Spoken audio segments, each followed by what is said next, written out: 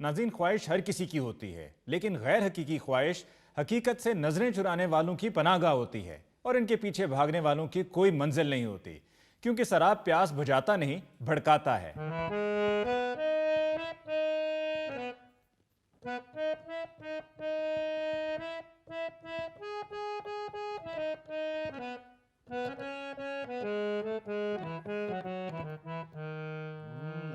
अरे वाह वाह वाह, क्या कहने क्या कहने, क्या याद ताजा करवा दी है। ऐसी भैरवी छेड़ी है कि वाह वाह, क्या कहने बेटे। मुझे अच्छी तरह याद है जब उस्ताद मोहतरम राग भैरवी छेड़ते थे। यहाँ हम वाजे करते हैं बेटा, भैरवी और राग है, भैरू और राग है। अच्छा जी। ये जो राग भैरवी है ये सदा सुहागन राग है। ये किसी वक्त भी छेड़ा जा सकता है, जिस तरह पेन किलर किसी वक्त भी खाया जा सकता है, इसी तरह राग भैरवी भी किसी वक्त छेड़ा जा सकता है। वाह। और हम बता रहे थे कि उस्ताद मोहतरम जब राग भैरवी छेड़ते थे, परिंदे डर के दरख्तों से उड़ जाते थे। वाह, हमारे बड़े बताते थे जी कि बड़े उस्ताद जी जब भैरवी छेड़ते थे तो सारा टब्बर रजाइयों में घुस जाता था। बल्कि माँ जी जी जी इनकी मिसेज जब बच्चे नहीं सोते थे तो वो कहती थी, खान साहब बच्चे नहीं सो रहे, कोई राग छेड़िए। उस्ताद जी राग छेड़ते थे, बच्चे यस्सू पंजू छोड़कर बिस्तरों में घुस जाते थे। और हमने तो ये सुना है कि जब बिस्तरों में बच्चे घुस जाते थे, उस्ताद जी उन्हां दियां रियोड़ियां ते मूंगफलियां चोक के निकल जाते सन। अबे ओ 10 रुपए के अदरक, आपको क्या मालूम हो कि भैरवी क्या होती है? क्या कहने।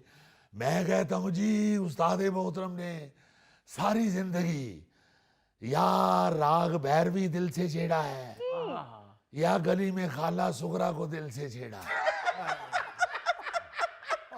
बहरहाल खाला सुगरा के भाई तो एक दिन डंडे पकड़ के उस्ताद मोहतरम को दाद देने आ गए और उन कम वक्तों ने ऐसी दाद दी कि फिर 6 महीने तक उस्ताद मोहतरम राग भैरवी भी नहीं छेड़ सके।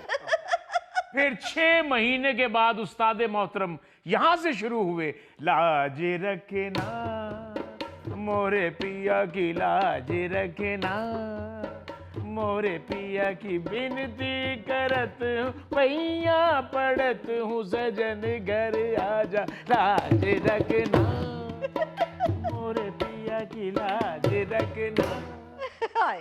अच्छा जी, बड़े खान साहब इतना अच्छा गाते थे।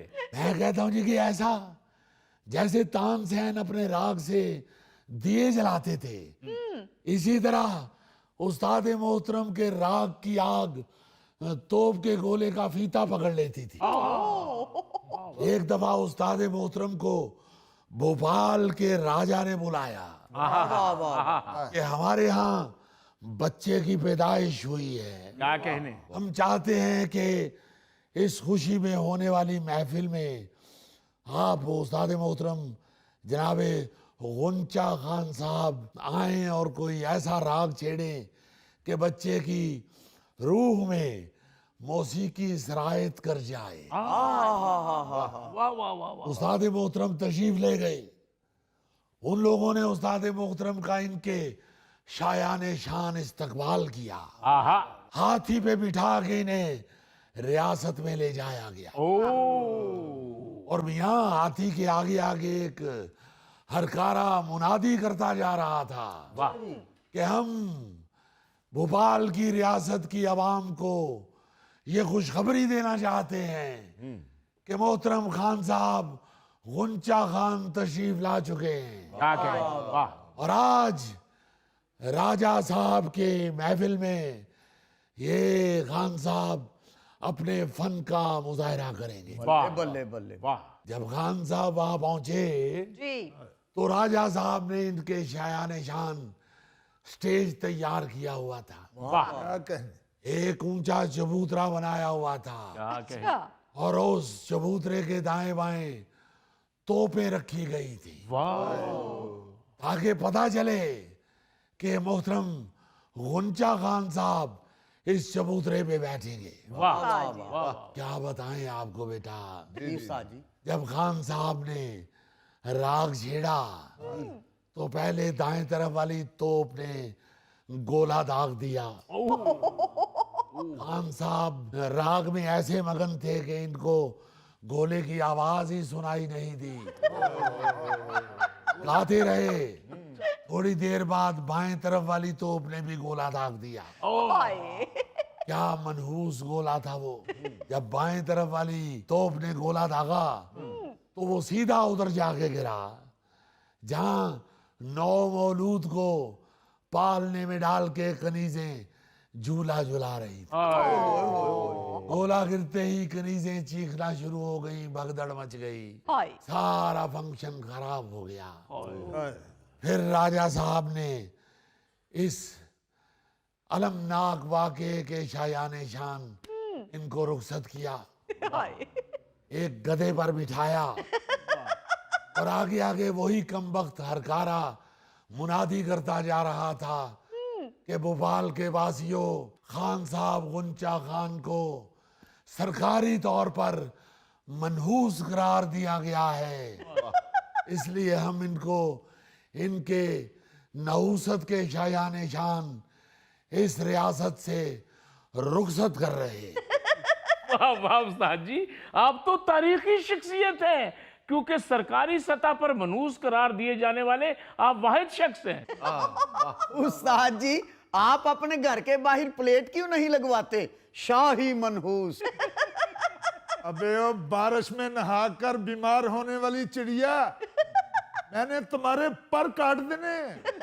वाह वाह वाह वाह उस्ताद जी, आप मौसीकी छोड़कर इसी फील्ड में आ जाएं, आप जुगती अच्छी करते हैं।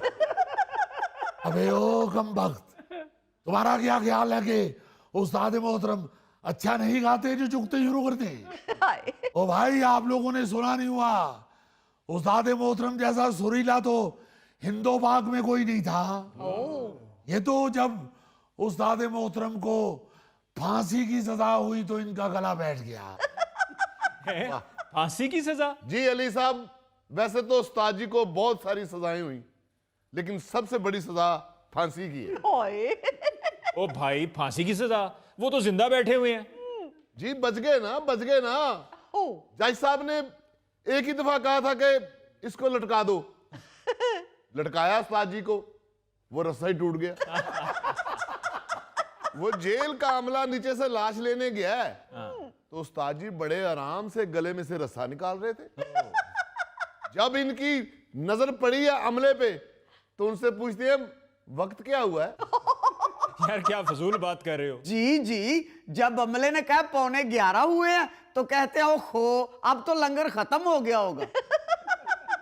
वैसे मैंने अपनी जिंदगी का ये अनोखा वाकया ही सुना है कि फांसी का रस्सा टूट गया और बंदा बच गया।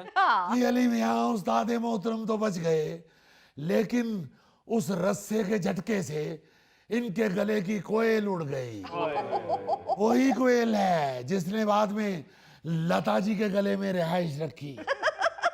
ओहो, बस फिर कुछ अरसा तो उस्ताद जी ने कोयल के बगैर ही गाया, बाद में फिर गले में कान फिट करवा लिया। अब कहीं गाना लगाओ ना, उड़ कोठे तो कामा में, तो दूर चले जाते हैं।